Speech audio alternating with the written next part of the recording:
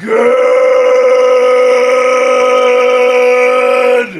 morning and welcome to episode 1700 of Hard Factor. It is Wednesday, April 30th, 2025. Thank you for cheating on the news with us. 80% accuracy guaranteed on this podcast. Patreon.com/Hard Factor. If you need more Hard Factor today, Mark is leading us off. What do you got, Mark?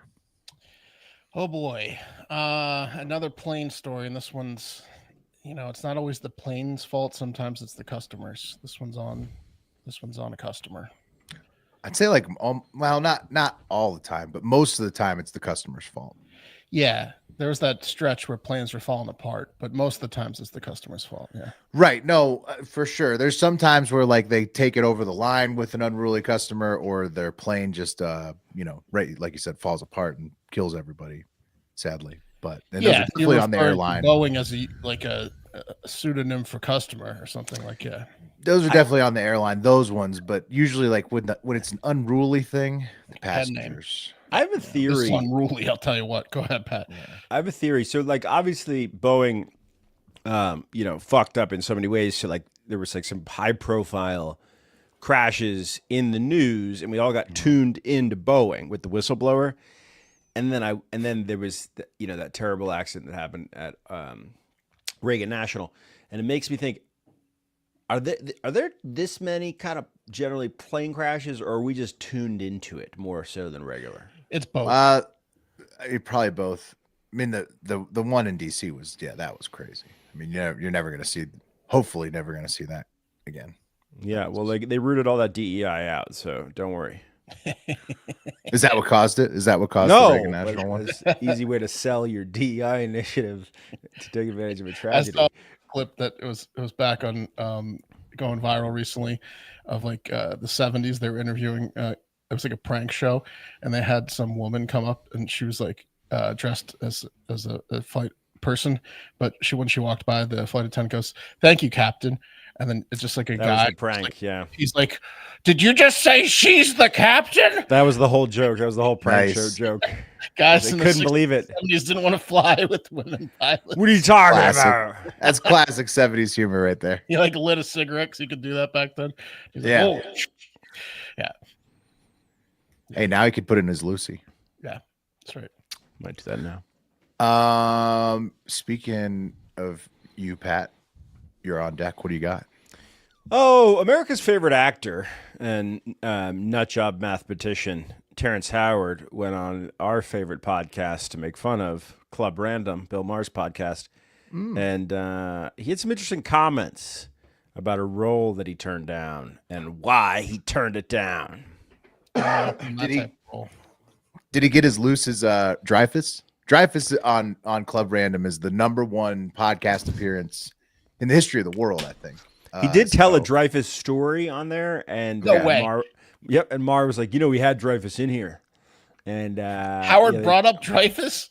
If anybody missed the Dreyfus appearance on Bill Maher's podcast, I mean, you stop what you're doing and go watch it. We'll get into it. I think Bill Maher, who I've never been out of the chair. I've never been a Bill Maher fan.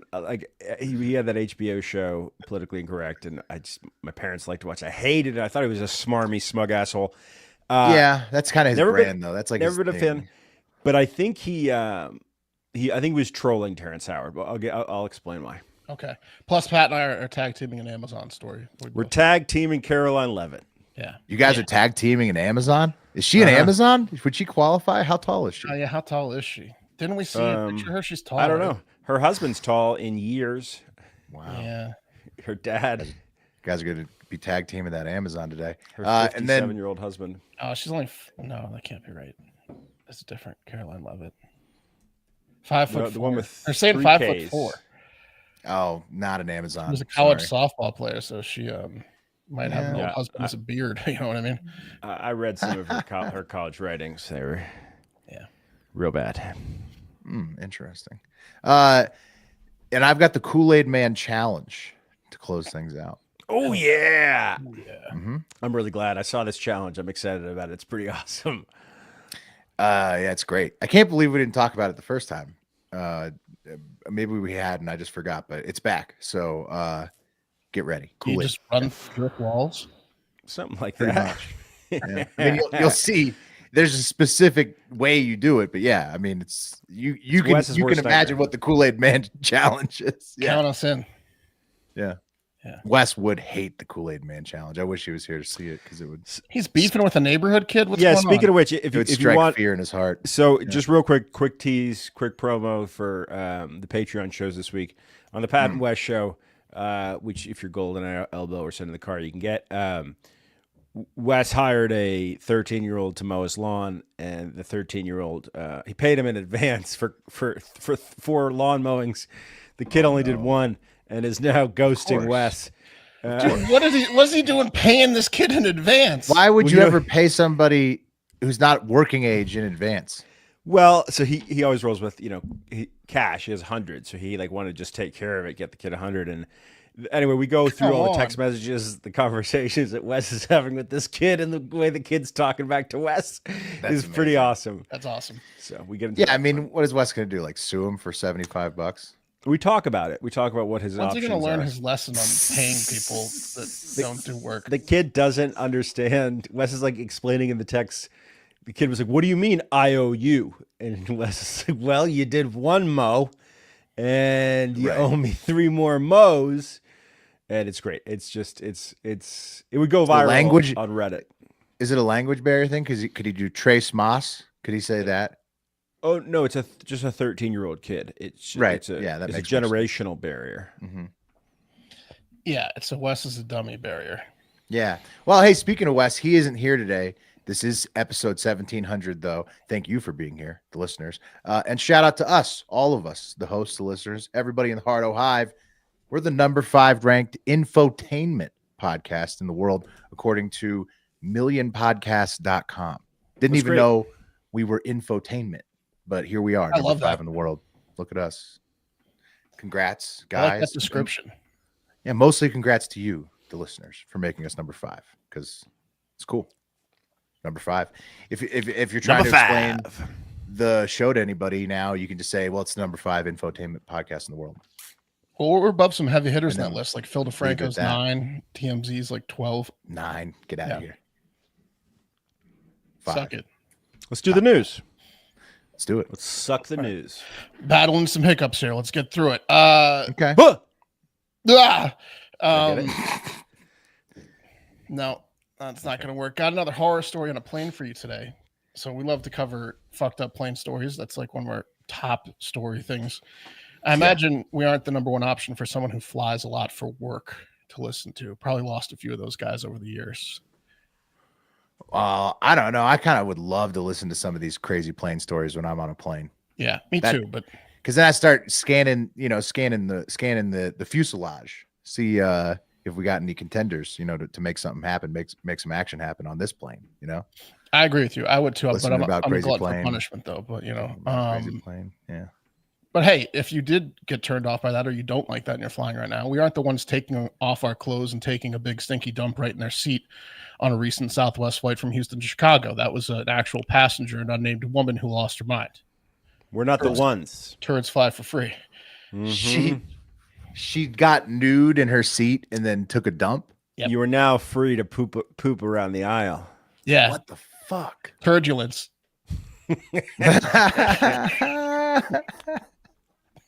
Yeah.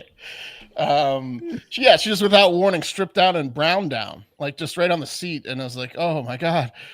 So new fear for flying. This is your captain speaking. Looks like we've got a bit of turbulence coming up here as the woman in 27B just number 2'd her wool seat. So that's going to really get in the fabric and cause some major olfactory concerns. For the majority, you pretty much anywhere rows 3 to 50, you're going to be getting some whiffs of that.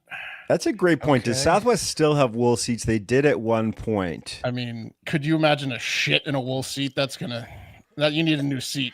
I know that United and Delta has leather. Southwest, I feel like might be cloth. That's That's what I'm saying. They're blue. That's all I know. I Googled it, and Southwest did a big leather push to lighten their planes by 600 pounds. I guess the Oh. cloth. So maybe, but fake leather, of course.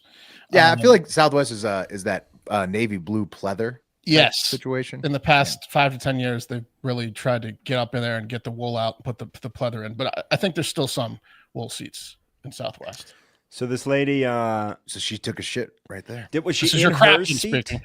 What's that? Was she in her seat? Did Yeah, she take was in her Window, middle, or aisle? What are we talking? Well, what do you think would be worse? Probably middle. Right?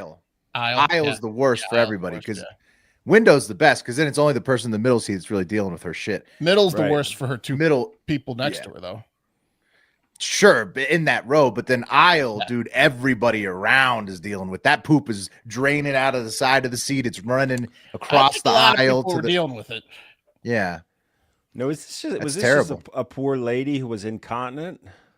No, no, she's insane. no, she's insane. nuts. Yeah, Yeah. she got naked, Pat. You didn't hear that part. She stripped her clothes off and then shat right in front of everybody. That's an insane person. Yeah, she wasn't like, "Oh no, I can't help it." She was like, talking in tongues and Right. just- yeah. Look at me, look at it. Look, Watch me take this shit. Everybody eating on the that. plane. Look me in the eyes while I'm doing it. exactly. Watch this shit come out of my butt. Wouldn't it be great if it was just a tiny little, like a cute little poop? If you're like, That would watch be me do it. ideal. That And would she be cr- ideal for I everybody. don't think it was though. She Yeah, drops like a clean, tiny little poop. Do you we imagine? have any gauge on the size of this woman? I'm gonna say large. Okay, because if it was a large lady, you know that poop wasn't We can- small. They didn't say, so we can take some creative, control there. I don't know that because this sounds like It's like a cow pie in her seat. She needed like a wheelchair to get on the plane type thing, but didn't really need the wheelchair. That's what I'm saying. I don't think so, dude. Because this sounds like an upper induced deuce. This sounds like you Yeah, did but some like crack or did some. How- You don't Yeah. want to get up for me? I'll just crap right here. Right? Yeah. Yeah, I mean, Big- you'd have to be real fucked up to shit on the plane. Could you imagine being in the seat next to her? What if the flight was full and you were forced to be seat belted next to that maniac afterwards? Like, I'm demanding a flight You just attendant's get up. jump seat. Yeah, Yeah, yeah. You can have me explain to whatever authorities at landing, but I'm not sitting Right. next to the Have me arrested some for naked standing in lady the aisle, covered in her own Right. shit. Yeah, Yeah, it's The fine. worst part about it is you choose your own seat on Southwest, so it's like you Yeah. kind of made your bed. you did. Yeah, but that's why I bet you she was one of these people who made the person on the edge scoot in. Probably yeah. was it like real aggressive with it? Like, hey, is this seat taken? Can you scoot in?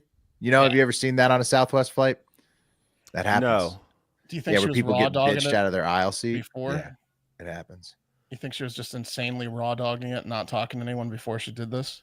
I don't know. Yeah.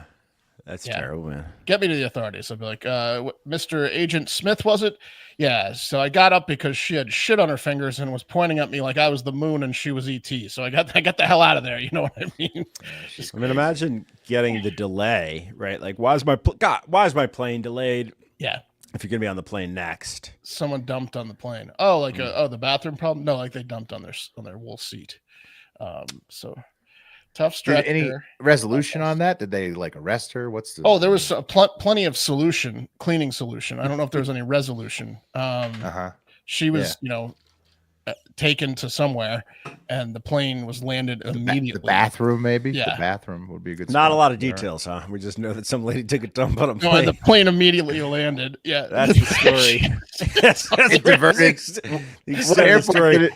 What airport? Top did it 5 have to divert to? infotainment podcast bringing you the hard hitting. You think I'm gonna lay off a dump story? It's not my fault. There's no information on it. Where did Some they have to lady land? took it- What did they- There's enough information for me to cover it. And Where'd they have to someone land at? What is- somewhere took a dump on a plane.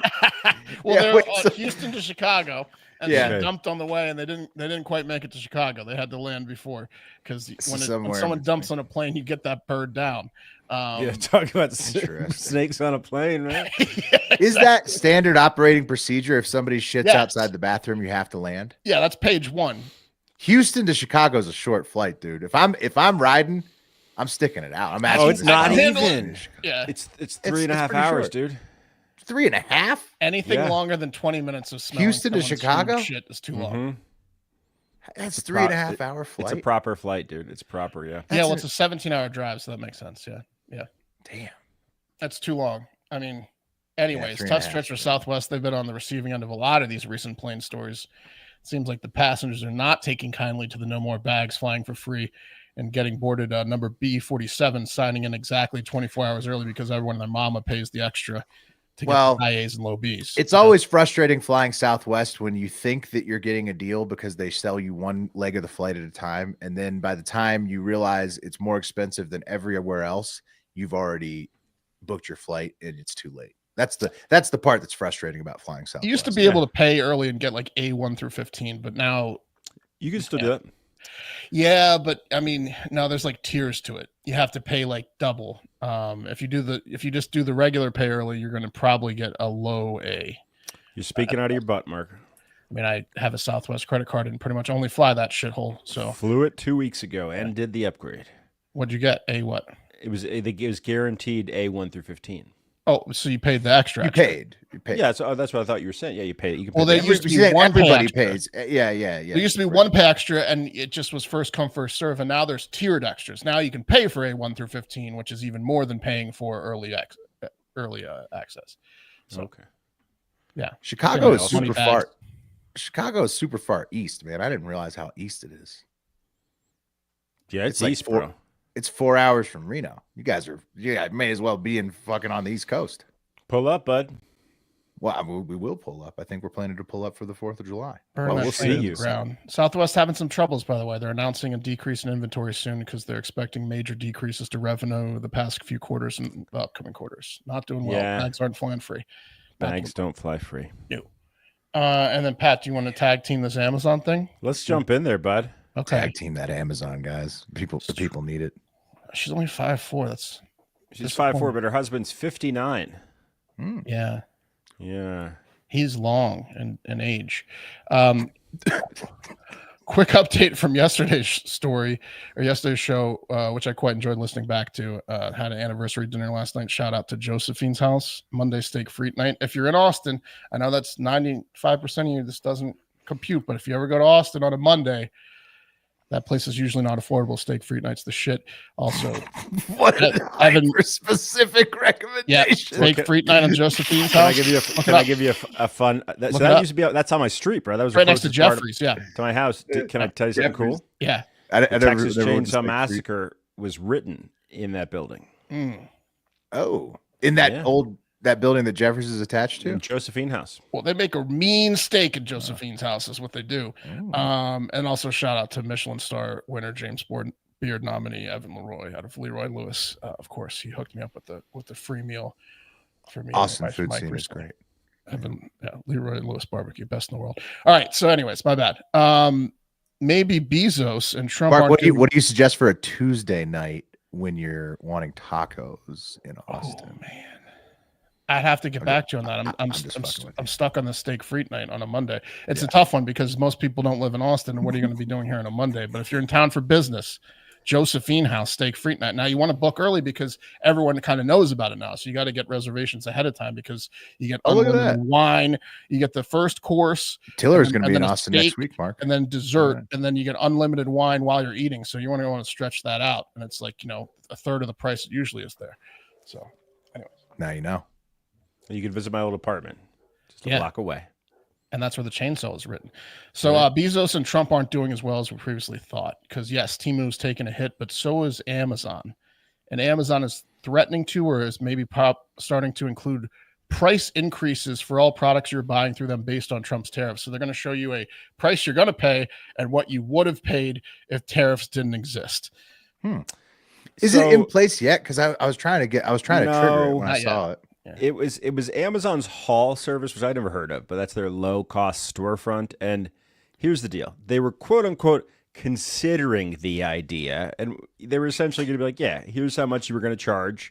And then literally right next to the total, you'd see what the tariff cost was. So essentially saying like, hey man, I was excited. I wanted to see it. I saw the story and I'm like, yeah, let me try this out. Temu, you can make it happen, but Amazon, you can't make it happen. Yeah, I'm getting fucked out of $1.12 here. Yeah. I mean, I just wanted to see what it looked like, but you can't see it. If you're running a business, right, the last thing you want to do is raise prices. And if you do raise prices, you definitely want an explanation for it. Like businesses do this all the time. Like a restaurant, if they raise the prices, say, hey, because the cost of beef is up, for example, we're gonna have to raise our prices. Or hey, to increase the cost of living for our employees, we're going to have to raise our prices. Right. You want to explain it because otherwise, if someone's That's just why coming there's to be three like, more service fees on the app. Right.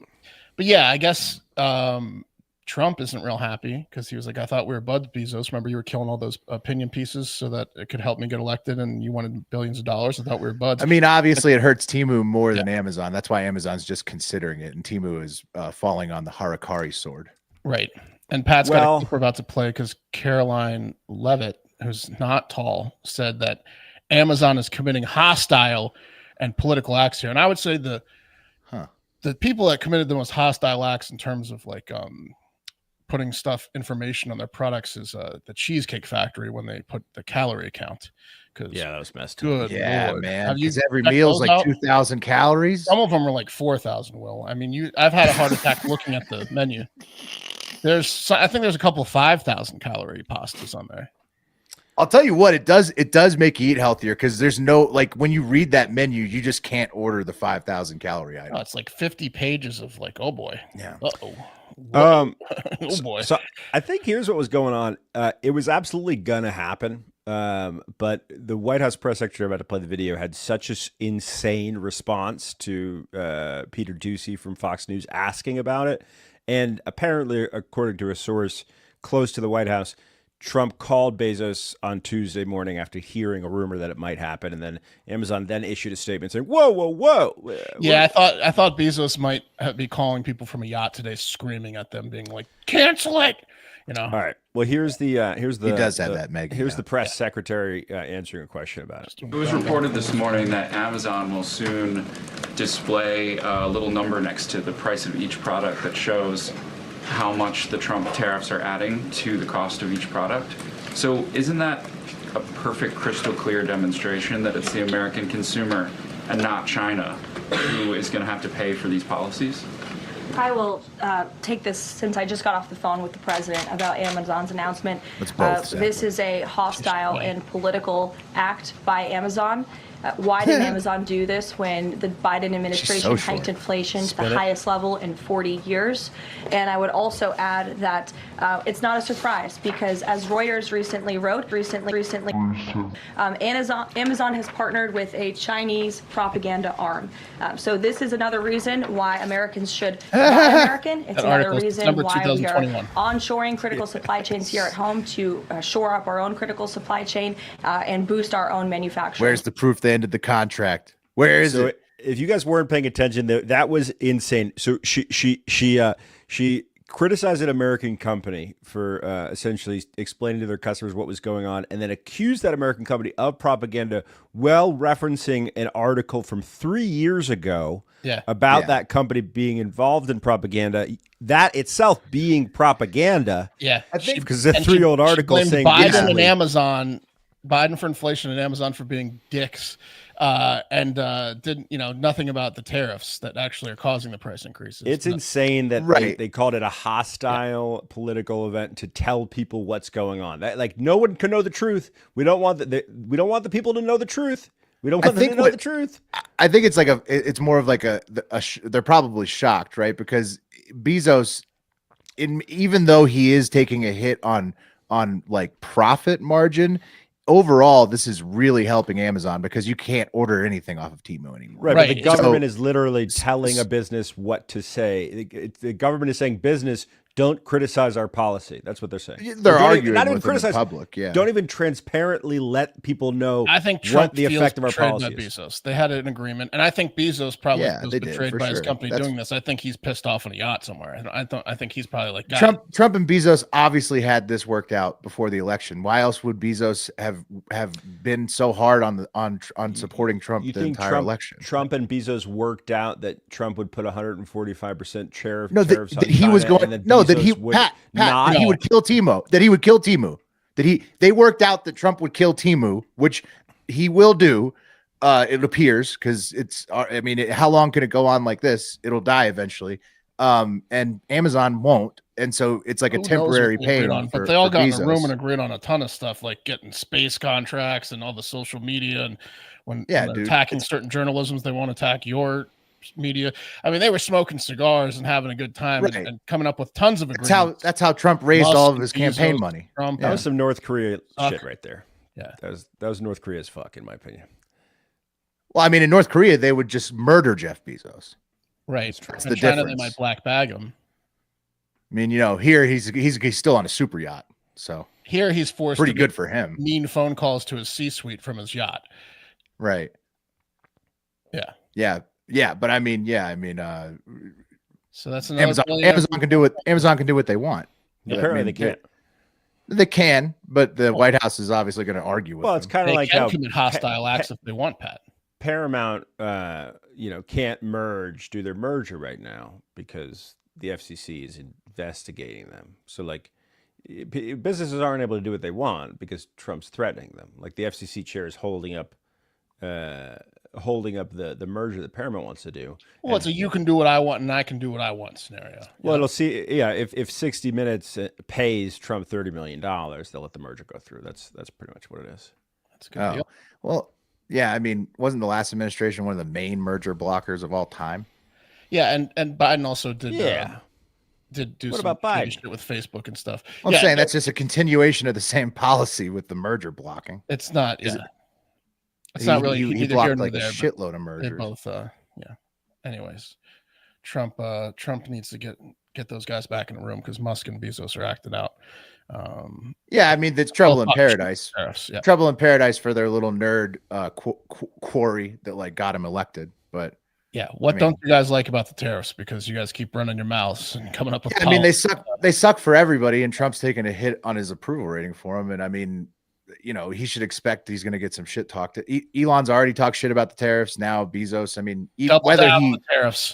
whether he does this or not, he can't be happy about him because he's not. It's eating into his profits. So, well, I'll tell you one thing that doesn't eat into your profits. In fact, they do the opposite of that. That's Shopify. So if you're selling something in the US of A like we are, ain't no tariffs with Shopify. They just set up your shop and when then everyone buys, then we just sit back and hear this. Ching. We didn't know what the fuck we were doing when we tried to, start a business and sell things. We were like, how do we computer sell merchant stuff, sell items, sell stickers, sell hats and hoodies? Well, how do we do this?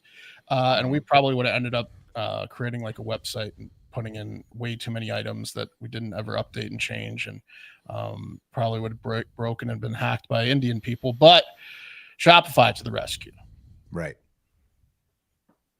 They're the best. If you are an entrepreneur or you sell anything, you own a business, you work for a business that sells things, you might want to check out Shopify. They're the commerce platform behind millions of businesses around the world and 10% of all e-commerce in the US, from household names like Mattel and Gymshark to brands just getting started. So, I mean, we've used Shopify from day one, and it's the easiest decision we've ever made. We've never had a complaint with them. We've never had to really deal with their customer service because we didn't have anything that we've worried about. It's the easiest. Setting up an online Shopify is just money. It's money. So turn your big business into a money-making machine with Shopify on your side. Sign up for $1 per month free trial and start selling today at shopify.com/hardfactor. Go to shopify.com/hardfactor. Shopify.com/hardfactor. Shopify.com/hardfactor. There you go. And while you're doing that, also get fit. Download FitBod and sign up for their app where you can get accountability with a personal trainer in your pocket. Every workout routine, no matter what your fitness level, needs variety to be sustainable, and FitBod will give you that variety. They'll tell you what you need to do, how you need to do it, based on what's available to you. They'll help you level up your workout routine. You don't need a personal trainer, okay, to get the results you want. All you need is a personalized workout from FitBod. The app can do it, okay? And it's not going to be standing over you telling you what to do. It's going to be like, hey, do this. And then you tell it, I did it. And then you can track your results. Hell yeah. It's awesome, man. It'll help your strength, your endurance, and it's cheaper than a personal trainer. Create a personalized workout routine. Workouts adapt to your growth. They track your muscle recovery and fine-tune your experience by certified personal trainers on the other end. So if you want to level up your workout, join FitBod today. to get your personalized workout plan. Get 25% off your subscription or try the app for free for 7 days at fitbod.me/hardfactor. That's fitbod.me/hardfactor. Get 25% off. Fitbods, Me's Fitbods. Okay, so Bill Maher has this podcast, right, called Club Random. It's in his house where like people come and, they get a little random, man. They'll smoke some weed, drink some drink. Bill Maher will be smarmy, and they'll have a real conversation. Like, it's really do not they that have random, right? They just get high and drunk every time. So right. I've never really watched a full episode, but I always assumed, is there a full-size portrait of Bill Maher in the room while he's discussing with his in guests? every room of his house, there is. I just assumed he just paints had the portrait with his words around you while you're sitting there. That's what he does. I assumed He's it was got like more photos than Pete Hegseth's wife. There's a fireplace, and then there's Bill's portrait, a full oil paint job, over like hand painted over top of each fireplace in each room. That's how I imagine his house. He's got more oil paintings of himself than Putin. That's true. Oh, he's a lot like Putin. That guy. They would get along. Bill Maher and Putin. Dude, if Bill Maher was Russian, he would be Putin's right-hand man 100%. Now, that would be a podcast. Club Antler Blood, where the two of them are neck deep in antler blood, just shooting the shit. That would Bill Maher playing in Putin's hockey game. They both score like 50 goals. He would have him. He had Charlie Kirk last week. But this week he had Terrence Howard. T-How. Remember Terrence Howard? Yeah. Great actor. Was in a lot of killer movies like Hustle and Flow and Mr. Yeah. He had such a Holland's run. Like, Anus. but what happened? You Anus. know? Yeah. Well, it was Crash and Hustle and Flow, where he was like nominated twice in a 4-year period. What happened is he's I think he has late stage mental illness. I think that's what's going on. No, he's a very smart guy, clearly an intelligent dude, but he went on the Joe Rogan podcast and talked about mathematics in a way that if you know nothing about mathematics like me and like most of the audience listening, you're like, wow, he really is talking with such conviction. He's an actor, a really talented one at that, about mathematics, that he really knows what he's talking about. Well, hang on. You gotta give a little more context than that. He wasn't like, I know mathematics and here's how I prove it. He said mathematics is wrong. I figured out a completely new mathematics, and he used like colors and all sorts of weird like vibrations, and like he said that we've been learning math incorrectly the entire time, and he figured math out. But he was talking about at such a high level, right? With such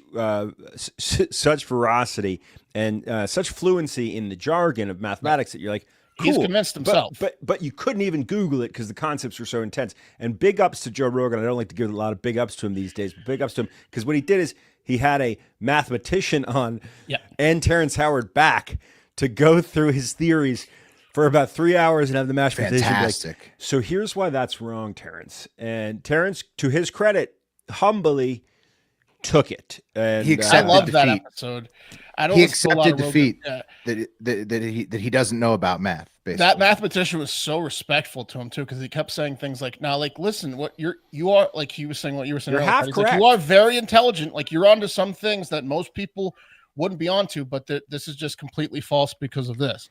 Like, right? He's like, you're very creative and intelligent, but you're wrong. Terrence Howard is like he's what happens when like a smart person never checks themselves, never Googles anything or uses AI to like check their crazy thoughts, and then he eventually thinks he's created a brand new version of math. He's like a character in a sci-fi where he's got 8 trillion scribbled notebooks around and he hasn't talked to someone in 15 years. He thinks he's in a movie.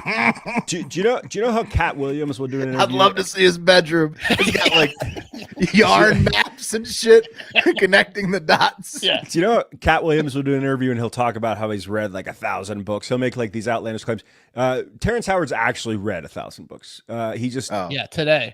He's just wrong about. He just doesn't completely grasp it, and that's okay. It was a great episode of Rogan, but he was on Club Random, and on that episode of Rogan, also real quick, he talks about how Neil deGrasse Tyson slighted him, and then Neil deGrasse Tyson, because he sent his dissertation to Neil deGrasse Tyson, and Neil deGrasse Tyson took the time to break down his dissertation and give notes, as you do in the academic community. That's how the academic community works. Yeah. And Terrence was like, he slighted me, and then Neil deGrasse Tyson considered the notes. He had to clap back and and be like, "Hey, man, I spent 3 hours breaking your thing down. This is what scientists do and mathematicians do. We give feedback. Anyway, he was on Club Random and he was asked about. He's never had anybody tell him he's wrong before Neil deGrasse Tyson and then the guy on Rogan. No, because like Pat said, everybody else is just like, yeah, Terrence, you count by colors. I get it, man. Yeah, like 99%, 99.99% of people wouldn't know off the top of their heads what the fuck he's talking about. Right, he's talking about it in such great detail, in such fluent minutia about most mathematics. People smile and nod and remember the good old days of Terrence, you know? Right. I was trying to Google along. It was literally ungoogleable. Anyway, Bill Maher, I think, picked up on something early because Terrence Howard started talking about early in the interview how there was homosexuality and abuse in the hip-hop community. And then he told Bill Maher, do you remember P. Pablo? Where Bill Maher says, I think I know P. Pablo. Lie. And he goes, well, the reason P. Pablo isn't around anymore is because him and Young Buck wrote a song called Hoeing You Out or something along those lines, talking about the homosexuality in the hip hop community and how you would have to perform homosexual acts on guys like Diddy to get where you're going. And he goes, that's why P. Pablo isn't around anymore.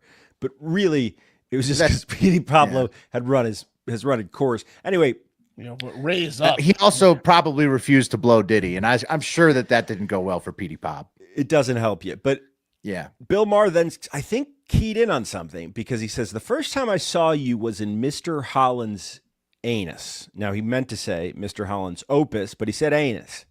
And Terrence Howard was clearly uncomfortable, a little bit uncomfortable at first. And then he told a Richard Dreyfuss story. He said, Dreyfuss was on this podcast. He said, Dreyfuss once told me, when I was about to give him a little bit of my scene, Dreyfuss said, don't ever do that to me. Don't ever let me take a scene from you. And I won't ever let you take a scene from me. Anyway, it was just some real jacking each other off situations. Anyway, Terrence Howard's not a lot of laughs. I mean, he's real acting.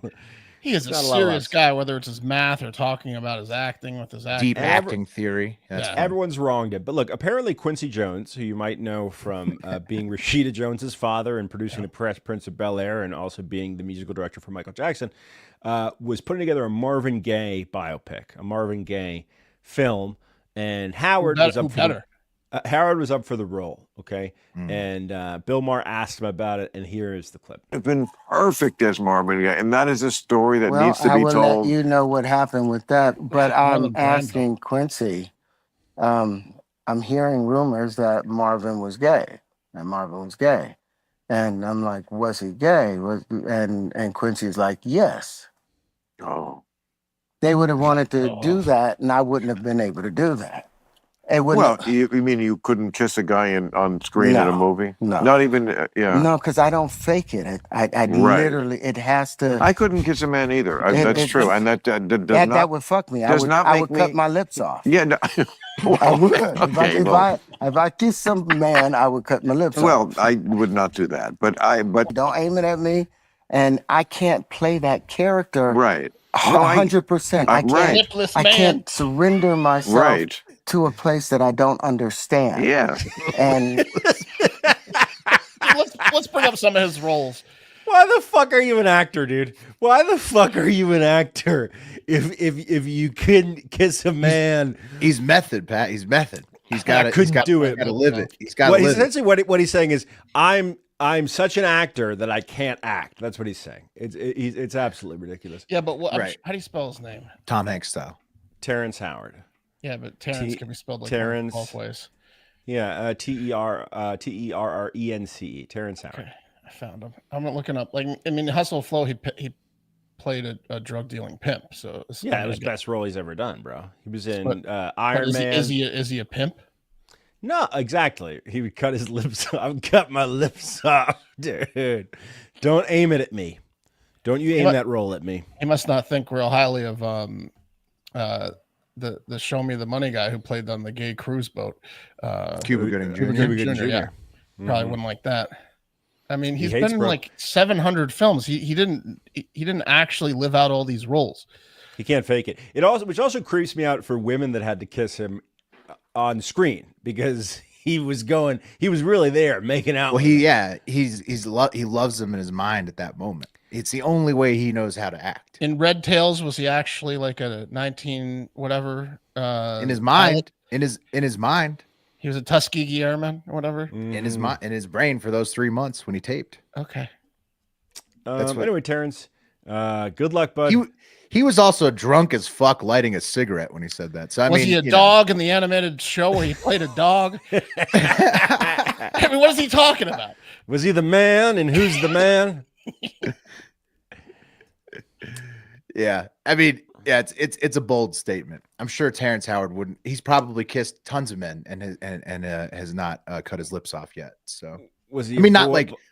I think what he's saying. I guess he means he means French kissing. He can't have a kissing scene. He can't do it. Well, you don't French kiss. You don't French kiss on screen. Well, he won't. Anyway, well, he doesn't. He won't. Brokeback Mountain is getting its 20-year anniversary theatrical release, so that was a big plug for Brokeback Mountain. Terrence Howard not going to go to that one. Yeah, I just have one question on the script. He's not gay, is he? Marvin Gaye's not gay. In case I have to cut my lips off today. Yeah. Okay. Did Marvin Gaye in his real life? Did he cut his lips off?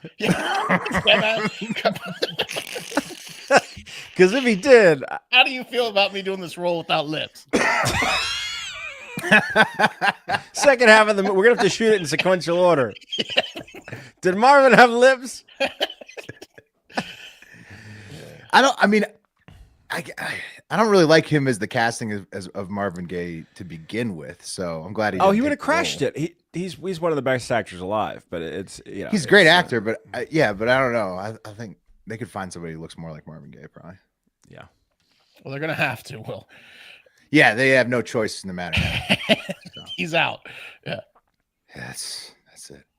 You guys want Kool-Aid challenge now? Yes. Yes. All right, Kool-Aid challenge it is. Kool-Aid Man challenge, excuse me. We did the history of sodas and sugary drinks on the Hive Hour this week. You should check that out. Did you guys go on Soda Talk, the TikTok out of Utah where they make all the delicious drinks? No. We my wife's that out. Deep in that. They make some real good sodas there. Like Swig is that place that the Mormons. Yes. Yeah. Yes. Yeah. Those are where most of the TikToks come out of. And there's lines get into that. down the road. Yeah. Here's a couple of the images from the Hive Hour. We did the original Mountain Dew. Nice. Bet you didn't know that was the logo. It'll tickle your innards. And also the Ecto Cooler. Talked a lot about the Ecto Cooler. Missed that. The original Powerful Mountain Dew drink. logo is incredible. Yeah. You never drank an Ecto Cooler, Mark? No, I love Ecto Coolers. I miss them. Yeah. Mark, I got to ask you a question. I was going to say, who missed? No, I Ecto missed. Cooler, friend? Do you remember what the worst part about going to get a drink at the Herndon Community Center was? What's that? Do you remember what it was? Do you remember the drinks they sold? The only drinks they had in the vending machine? No. All Sport. Ew, dude. Yeah. Ew, our town was an all sport town. Yeah. Anyways, more about the history of sugary drinks and sodas on the Hive Hour. Check it out. Patreon.com/hardfactor. Related, this story originates. Oh, I didn't get the fucking tweet, but it originates from. Hang on, wasn't all sport like caffeinated a little bit? It had carbonated. It's like carbonated. A caffeinated sports drink that tasted like shit. It was carbonated. Carbonated. That's what I meant. Carbonated. I meant carbonated. Carbonated. Yeah. It was disgusting. So I loved it, but most people couldn't handle it like after running. You know, they're all like shit. Yeah. Yeah. But I was all about it. I was all sport guy. So I mean, I was happy with the all sport machine, but most people hated it. Yeah. So related, this story originates from one of Pat's absolute favorite spots on the internet, Colin Rugg's X account. Okay. So but don't worry, you're gonna like the content. Rugg tweeted on April 28th, New York police are looking for a group of teens responsible for conducting the quote-unquote Kool-Aid Man challenge on a fence. The Kool-Aid Man challenge is where groups of teens charge through homeowners' fences before running away. The trend first took off in 2023. However, it appears to be picking up speed again, with New York police recently fielding 3 reports. One Indiana homeowner who has paid $2,200 in damages says teens target homes with PVC fencing because of how easily they break apart. They're shitty fences and they split into splinters that are so fun to run through. And then the kids yell, "Oh yeah!" and it's the Kool-Aid Man challenge. He didn't say that last part, but I said the last part because it sounds like a fucking fun time. And you guys need to check out this Inside Edition clip from the tweet. It explains it all. People believed to be teenagers rammed their way through Ben Helwa's fence 2 weeks ago. Nice. Helwa believes a social media trend sparked the bold actions of the vandals. We found lots of examples of knucklehead teens charging full speed into fences. These youngsters ran into the fence in unison, resulting in thousands of dollars in damages. I was just in shock because, once again, like, these kids ran through the fence. They fled the scene. But, like, are the kids even okay? Yes. The online trend called the Kool-Aid Man Challenge, inspired by a classic commercial from the 80s. The Kool-Aid Man breaking through walls, promoting the popular drink mix. Teens are imitating the sugary mascot for likes and views on social media, according to police. That's right. See, they didn't name it, right? Because there's no way that teens today know that the Kool-Aid Man did that, right? I mean, they know. Everybody knows the fucking Kool-Aid Man. He's big on Family Guy. Everybody knows the Kool-Aid Man lives on. He's multi-generational, so everybody knows Kool-Aid Man, despite him being like, you know, from our era or earlier. Apparently, and Family Guy did a big thing on it. Yeah, Family Guy. So he keeps it living on. Yeah. A lot of cartoons.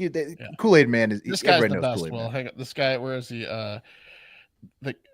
Where's your clip? Did you get rid of it? No, it's right there. Which one is it? Is that the one I pulled up? Which one is it? No, this one. Is it this one? The one next to me. Yeah. Okay, yeah. So like this guy who runs it on the side on the brown fence right here, he's my favorite. Look at him. Yeah, he's just walking. This kid coming over from school, he doesn't even tell anyone. He's just walking over from school, just Kool-Aid Man the shit out of that fence. Showing off for his boys. Yeah. And so you notice it was in like pretty heavily populated areas. Those are probably from Staten Island, those videos. This thing is apparently huge in Staten Island, New York. It was a big trend during the pandemic that bored teens are now cranking up again. So the whole thing is, as I explained earlier, you break through the fence and you scream, "Oh yeah," as you do it. And the PVC fences are the best because those cheap owners did not pay for a fence that's unbreakable at all. In fact, it's easy to break and it splinters apart and the plastic goes flying. And it's probably pretty fun when you scream, "Oh yeah," like the Kool-Aid Man as you do that. It's understandable at that age, and it's an extremely pleasant on the eyes prank. But I do feel bad for the homeowners and mainly their pets because. Right, the pets could get loose. Idaho has been hit hard too, really just like pets, just like Staten Island. But it is a hilarious trend. Potentially felonious prank, but one of the funniest I've seen in a while. A quick Google will also tell you that it's usually covered under home insurance, vandalism offenses. Right. So as far as pranks go, sorry for the pets. The pets thing. If their pets are pretty in the backyard funny. When they do it, they're gone. They go. Pretty funny. I'd love to watch a kid try to Kool-Aid challenge my fucking fence on camera because he would get knocked out. Well, that's why they pick the certain fences. Yeah. You don't see them doing it on like chain links or.